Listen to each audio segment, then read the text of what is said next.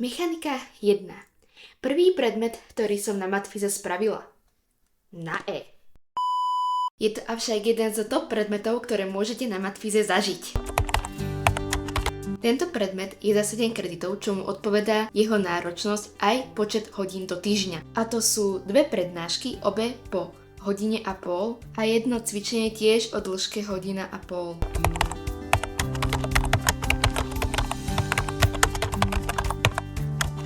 Na prednáškach nenapíšete takmer ani čiarku. Sú odprezentované pomocou verejne dostupných prezentácií spísané našim vyučujúcim, kde nájdete všetky potrebné poznámky. Sú rozdelené po tematických celkoch a za semester sa stihne zhruba polovica. Prezentácie sú spravené a odprezentované kreatívnou, vtipnou a záživnou formou. Taktiež sú doplnené o kopu historických faktov o postupnom objavovaní zákonov fyziky. Asi neexistuje prednáška, na ktorej by som sa nudila, ba naopak. Vždy som sa na nich zabavila. Majú vás donútiť nad danými vecami naozaj rozmýšľať a pochopiť ich, než si len neprítomne písať poznámky.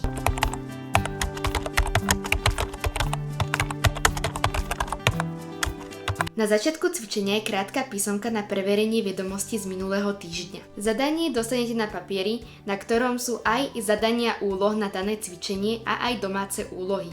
Kto väčšie stráca papiere, taktiež sú verejne dostupné spolu s ďalšími náročnejšími úlohami, ktoré sú síce nepovinné, no je fajn si ich spraviť. Úlohy na cvičenia sme riešili spoločne s vyučujúcim na tabuľu. Na druhý semester sme ich už riešili samostatne s tým, že nám vyučujúci prišiel poradiť. Samozrejme, v prípade príkladu, s ktorým sme si viacerí nevedeli dať rady, sa opäť vyriešil na tabuľu. Pokiaľ viem, takto už boli vedené cvičenia aj ďalšie roky. Plus pribudli aj nejaké programovacie úlohy. Obsahom tohto predmetu je klasická mechanika. Za prvý semester sa stihnú prebrať zhruba 3 tematické celky.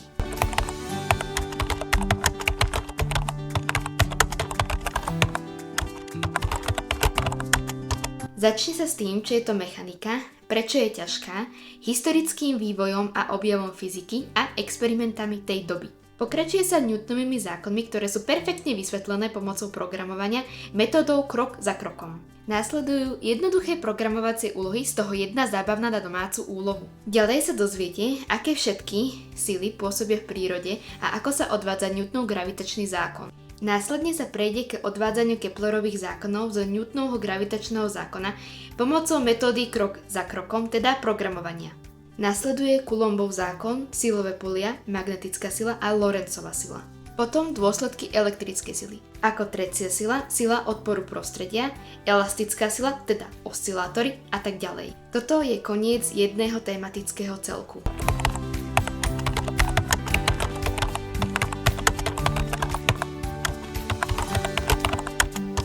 Zahŕňa definíciu rýchlosti a zrýchlenia ako prvej derivácie a druhej derivácie akejkoľvek závislosti, teda funkcie. Pokračuje sa Taylorovými radmi ako najdôležitejším nástrojom fyziky. Odvodia sa pre elementárne funkcie ako je sinus, kosinus a exponenta. Spomenie sa aj najkrajšia teoréma. Následujú diferenciálne rovnice. Čo to je, ktoré vieme riešiť, ktoré nevieme riešiť, ich základné vlastnosti, ako napríklad princíp superpozície, alebo či majú alebo nemajú pravú stranu. A napokon sa prejde k ich samotnému riešeniu pomocou tzv. Eulerovho receptu. Prejde sa k lineárnemu harmonickému oscilátoru, v skratke LHO a riešeniu jeho pohybovej rovnice. Pokračuje sa riešením pohybovej rovnice tlmeného LHO a pohybovej rovnice LHO s vynúcujúcou silou. Na záver tohto tematického celku sa preberie viacero LHO dokopy a skončí sa pri Fourierových radoch.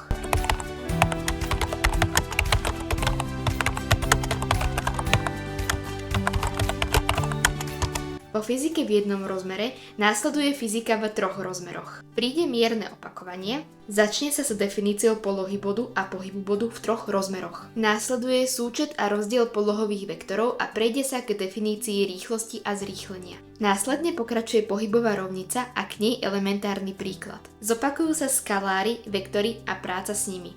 Ďalej je pohyb po kružnici. Najprv rovnomerný, potom rovnomerne zrýchlený a napokon vo homogénnom magnetickom poli. Ukážu sa aplikácie týchto javov a prejde sa k riešeniu pohybových rovníc. Nakoniec prídu zákony zachovania energie, najprv v jednom rozmere a potom v 3 rozmeroch. Úplne na záver vás bude čakať moment hybnosti, jeho zákon zachovania a Keplerové zákony. Toto je cca učivo, ktoré sa stihne prebrať za jeden semester. Zbytok sa preberie v tom druhom, o ktorom si povieme niekedy inokedy.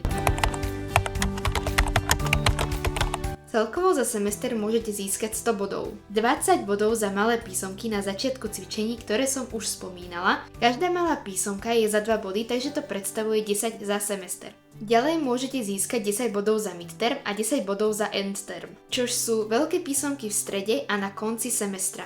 Zvyšných 60 bodov predstavuje skúška. Stupnica predmetu je miernejšia ako na matematike 1. Na prejdenie tohto predmetu vám stačí získať 45 bodov. No pozor, ak sa na skúške ukáže, že veciam nerozumiete, neprejdete, aj keď máte dostatok bodov. Na malé písomke je vždy len jedna úloha, ktorá je podobná tým, čo boli na predchádzajúcom cvičení alebo na domácu úlohu. Jednoducho zodpovedá učivu predchádzajúceho týždňa.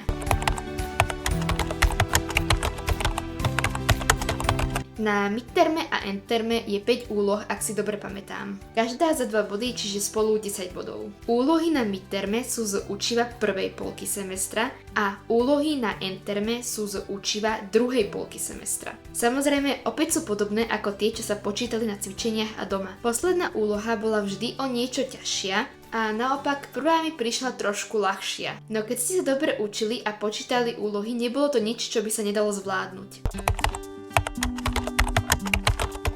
Skúška je písomná. Ústna skúška je len to, že si vyučujúci s vami prejde vaše odpovede z písomnej časti. Môžete doplniť, čo ste zabudli, prípadne sa vás pýta ešte na niečo iné. Počet otázok a ich konkrétne bodovanie je ľubovoľné podľa vyučujúceho. Otázky vymýšľa vyučujúci pred každým termínom skúšky. Niekedy môžu byť podobné ako na tom predchádzajúcom a niekedy môžu byť úplne iné. Môžu byť jednoduché a priamočiare, no často sa vyskytuje nejaký chyták alebo záľudnejšia otázka, ktorá má preveriť, či danej veci naozaj rozumiete. Preto sa dané veci neučte naspamäť, ale snažte sa im chápať a vedieť ich uplatniť pri úlohách. Moja skúsenosť hovorí, že prvý a posledné termíny sú zvyčajne ľahšie, no neriedte sa týmto pravidlom. Na skúšku sa učte hlavne z prezentácií. Samozrejme, prejsť si prepočítané príklady nikdy neuškodí. A teraz klasické reči na záver. Ak sa ti video páčilo a chceš, aby ti neuniklo ďalšie, daj like a odber na tento kanál a nezabudni ma sledovať na mojich sociálnych sieťach, Instagrame, Facebooku a TikToku.